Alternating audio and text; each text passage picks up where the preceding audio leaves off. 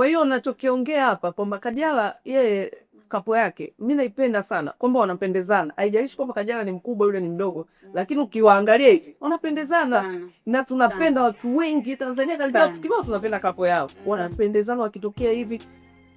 Yaani hivi sasa. Yaani unapendezana kuliko hata kapo yako wewe kuliko kapo yako wewe. Makubwa. Mbona ukweli? Huyu na Mbosso wanapendezana sana. Yaani tuongee tu ukweli. Lakini anavyovifanya yule kaka ndo vinanikera.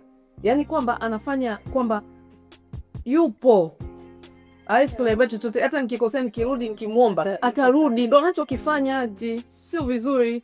Maybe this time mara ya mwisho. Nakwambia mimi sinaongea ukweli na namlalamikia sana anti, nampigia anti na nalalamika mpaka anti ananiambia anti sasa hayafikishi. Hawezi.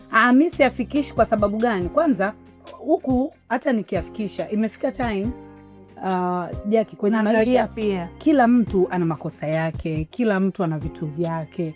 Yaani unaweza ukamwona huyu kweli anakosea hivyo, lakini kuna huyu mwingine pia na yeye anayo. Kwa hiyo mtu labda alikaa akapima akaona bora hili. Ijapokuwa hata kwa upande wangu mimi haikuwa bora sana kabisa.